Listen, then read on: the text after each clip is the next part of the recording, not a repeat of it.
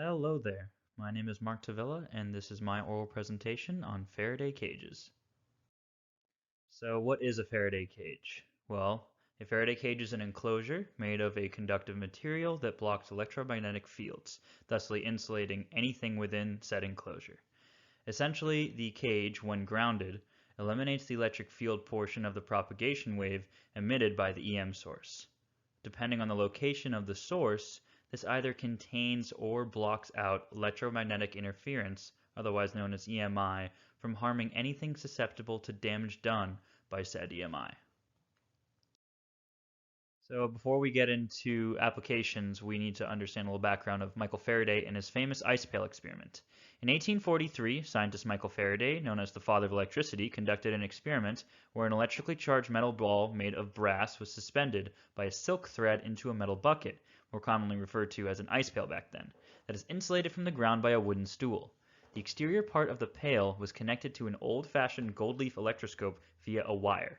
Without touching the ball to the inside surface of the pail, the electroscope read that the exterior surface of the pail had the same charge as the brass ball.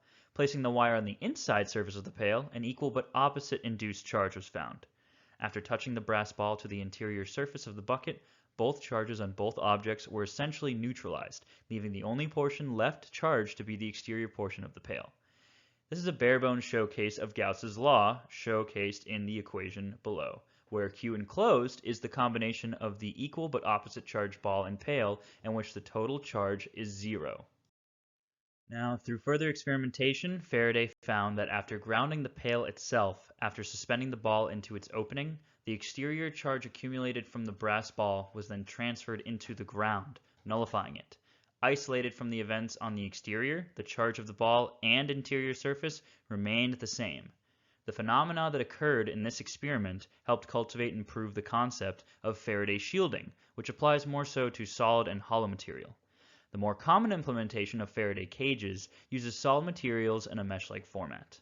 Both shields and cages' abilities to block EM waves are affected by the following attributes: skin depth and material thickness, hole size in the mesh of the material, frequency and wavelength of EM source, where higher frequency equals shorter wavelength, which equals greater attenuation of the electric field portion of the wave propagation of the EM source, and power of the electromagnetic source to be dissipated.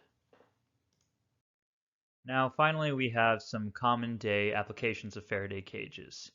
They have been incorporated into many inventions we depend on in our daily lives. Airplanes and cars not only act as Faraday cages to protect passengers from dangerous electric current outside the vehicle, such as lightning, cages are also implemented to limit interference from EMI that could affect specific features such as remote unlocking/unlocking door systems and GPS. Outside linemen electricians utilize Faraday suits or cages fashioned as electrical current protective clothing to work on power lines safely. So far, there has been no known limit to the voltage that these suits can protect linemen from. Microwaves essentially act as Faraday cages to keep microwaves from leaking out and harming people just trying to warm up their Chef Boyardee. That's pretty important. And a dude named Austin Richards, who goes by Dr. Megavolt, decided to make a Faraday cage suit hybrid and go to Burning Man with it, which is kind of sick, I guess. And that is it for my oral presentation on Faraday cages. Thank you so much for watching.